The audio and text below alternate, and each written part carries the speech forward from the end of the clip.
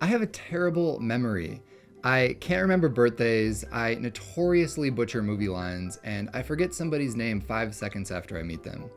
But by the end of this video, I'm going to be reciting an entire chapter from Moby Dick by heart because, as it turns out, there's a way for anybody to hack their memory.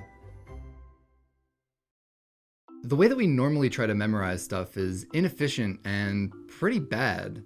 Flashcards, rote repetition, anxiously putting your hand on your forehead just don't work. That's because as much as we'd like to, our brains don't respond well to brute force. What we are good at is remembering things when we have a context, be it visual, emotional, or spatial.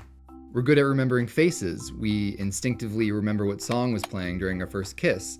And we can effortlessly walk a few blocks to the store and get back to our house without even having to think about it.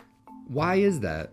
Well, it turns out that the same part of our brain that's thought to be involved in emotion and spatial navigation, the hippocampus, also happens to control short and long-term memory processing.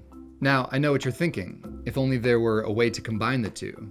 Enter the memory palace. A memory palace is a memorization technique that makes it easier to remember things by giving it a visual and spatial hook. It combines something that humans are innately pretty bad at with something that we've been doing for ages. Basically, you assign images to the content you want to memorize, then place them on a path in a real-life location.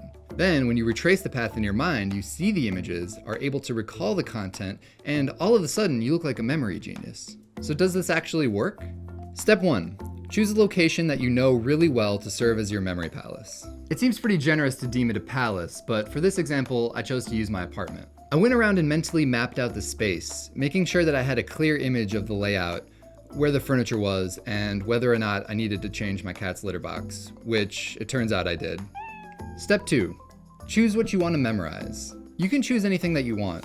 A poem, the state capitals, the first 25 digits of pi, whatever. I chose a chapter from one of my favorite books, Moby Dick. Granted, it's one of the shorter chapters, but it's really good and you gotta start somewhere, so how about everybody just play it cool, right?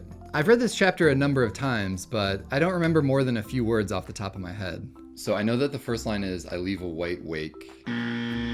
There's a line where he talks about a heavy crown and his destiny is on rails at some point. Step 3.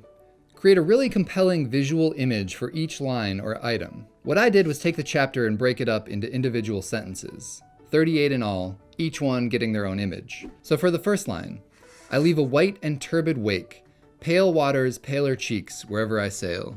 I created in my mind an image of John Waters, pale and dressed in white, crying uncontrollably at somebody's wake. Pretty memorable image, right? You want to make all of your images as distinctive and interesting as possible. The weirder and more emotional that they are, the easier it'll be for you to remember. Feel free to make them vulgar or outrageous. Nobody needs to know what's inside your memory palace. Step 4. Place your images along a path through your memory palace. I took the John Waters image and placed it on the first stop of my path, the landing on the stoop of my apartment. I did this for the rest of the chapter line by line, until each line had a unique, weird image. Step 5. Memorize. The thing about memory palaces is that they're not going to help you memorize anything instantly. You still have to go through and do the work. And it is work. But studies have shown that students who use memory palaces or other mnemonic techniques to study consistently and significantly outperform students that don't. It's also proven to be a powerful learning tool for students with disabilities. So, does this actually work? I got up in front of all my coworkers to find out. I leave a white and turbid wake, pale waters, paler cheeks wherever I sail. The envious billows sidelong swell to whelm my track. Let them, but first I pass. Yonder, by ever-brimming goblets' rim, the warm waves blush like wine. The gold brow plumbs the blue. The diver sun's slow dive from noon goes down, my soul mounts up. Spending 3 or 4 hours every day practicing, it only took me about 4 days to memorize the whole thing. The path to my fixed purpose is laid with iron rails, whereon my soul is grooved to run. Over unsounded gorges, through the rifled hearts of mountains, under torrents' beds, unerringly I rush. Naught's an obstacle, naught's an angle to the iron way. So now that I know some of the secrets to memorization, does that mean that I'm going to enter next year's US Memory Championship? We'll see.